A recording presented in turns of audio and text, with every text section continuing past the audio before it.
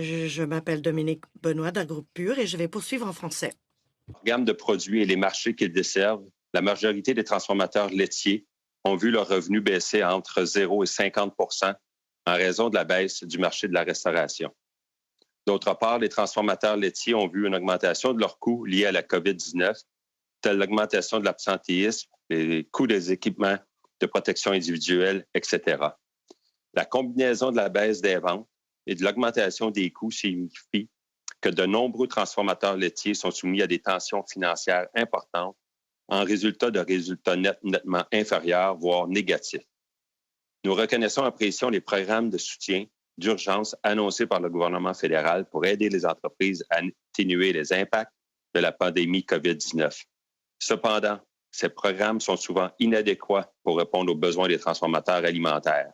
Par conséquent, nous recommandons d'étendre les programmes de soutien actuels. Premièrement, certains éléments du programme de gestion des risques de l'entreprise devraient être étendus par Agriculture et Agroalimentaire Canada au secteur essentiel de la transformation des aliments afin de combler les pertes de marge, notamment l'impact sur le BAYA. Comme elle est présentement structurée, deuxièmement, la subvention salariale d'urgence du Canada laissera certains fabricants d'aliments sans soutien parce que les baisses de revenus ne respecteront pas les seuils de 30 en avril et mai. Nous proposons que le gouvernement fournisse une échelle mobile de soutien pour la réduction des revenus entre 10 et 30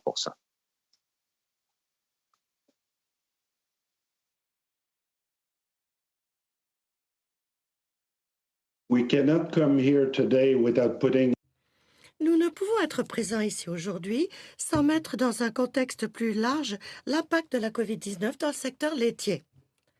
À la pleine mise en œuvre, si l'on regarde les 3 derniers accords commerciaux, les transformateurs laitiers canadiens perdront 320 millions de dollars par année sur leur marge nette. En plus des concessions d'accès au marché, la CEM a une clause qui impose des plafonds aux exportations mondiales de lait canadien en poudre, ce qui rendra de plus en plus difficile l'équilibre du système de gestion de l'offre. Conformément aux clauses de l'accord, il existe une différence importante entre la première année de la CEM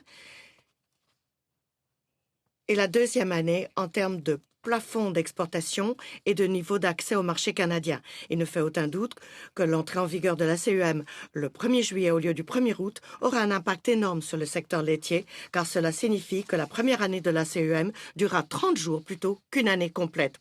Nous espérons que le gouvernement tiendra ses promesses d'indemniser pleinement et équitablement les transformateurs laitiers pour leurs pertes. À ce titre, nous aimerions rappeler au comité notre approche en 2 volets pour atténuer l'impact négatif de la CEM et des autres accords. Tout d'abord, l'attribution des licences d'importation de produits laitiers aux transformateurs laitiers canadiens et deuxièmement, un programme d'investissement pour les transformateurs. En conclusion, la pandémie a posé des défis sans précédent à l'ensemble de l'économie canadienne et le secteur laitier fait face à des pressions importantes mettant en danger sa viabilité financière. Il est impératif que les activités essentielles, comme les nôtres, soient traitées comme telles par les gouvernements.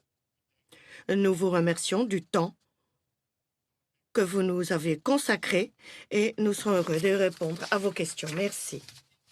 Merci à vous. Dernier témoin, M. Robert Calcott de Morton Food Services. Vous disposez de 5 minutes. Bonsoir, mesdames et messieurs. Mon entreprise, Morton Food Service, vient de fêter son 100e anniversaire en 2019. Nous employons plus de 110 personnes partout dans le sud-ouest ontarien. Nous sommes lancés en tant que petite boutique sur Willett Avenue à Windsor et sommes devenus un distributeur d'importance pour des restaurants indépendants partout dans le sud-ouest de l'Ontario, y compris la péninsule du Niagara et les réserves des Premières Nations sur la rivière Grant. Plus de 75% de nos 1200 clients ont fermé leurs portes par suite du mandat du gouvernement du Canada envers l'industrie de la restauration. Ils n'étaient simplement pas équipés pour faire la conversion pour les plats à emporter. Ils sont très préoccupés par la sécurité de leurs employés. Ils constatent que leurs frais fixes, loyers, hypothèques, baux d'équipement, impôts, taxes, assurances, etc. continuent de s'accumuler.